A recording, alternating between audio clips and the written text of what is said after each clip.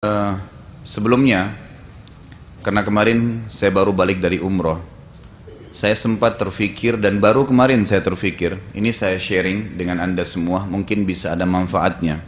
Dan tujuan saya menyampaikan ini sebenarnya untuk memotivasi siapapun yang punya kelebihan dana, jangan ragu untuk pergi umroh atau haji. Kalau memang haji masih sulit, umroh minimal. Karena tidak balance sebenarnya antara uang yang kita keluarkan dengan pahala yang kita dapatkan gitu.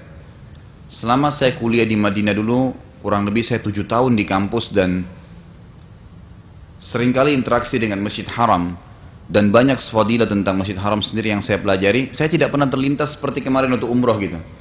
Ada salah satu bapak ikut sama saya dari Irian, tapi dia asalnya dari Makassar. Kemudian saya ngobrol-ngobrol di kamar bersama karena saya berdua.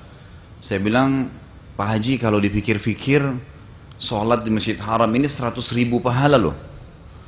Yang kata Nabi SAW, sholat di Masjid Haram 100.000. Kalau kita hitung 100.000 itu, kalau sholat subuh misalnya, sholat di Indonesia satu kali sama dengan satu kali di Masjid Haram sama dengan 100.000 kali di Indonesia, itu berarti sama dengan 100.000 hari.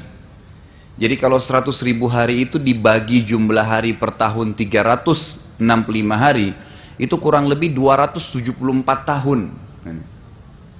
Jadi satu kali kita sholat di Masjid Haram Mekah, itu sama dengan 274 tahun sholat di Indonesia.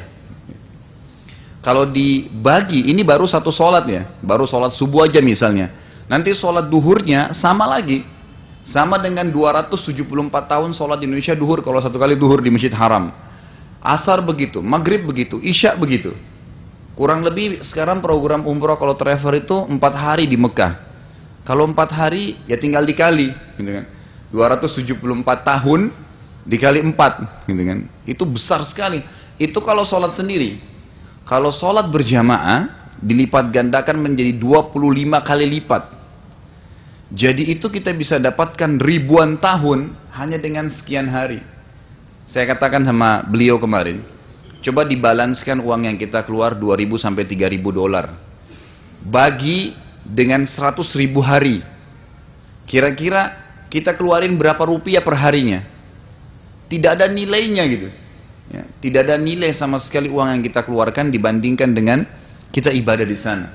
Ini satu hal gitu kan. Hal yang lain lagi, umur kita terbatas dan umat-umat sebelum kita sangat banyak atau sangat panjang umur mereka. Seperti kaum Nabi Nuh, kalau umurnya sampai 1.000 tahun. Kalau salah seorang di antara mereka beribadah 700 tahun saja, gitu kan? Itu kita ketinggalan karena umur kita hanya 60 sampai 70. Kalau ada sampai 100 itu sangat tua sekali sudah bagi kita sekarang, gitu kan? Oh, kalau saya umroh biayanya berapa ya? 20 juta, 30 juta, kan gitu. Besar sekali.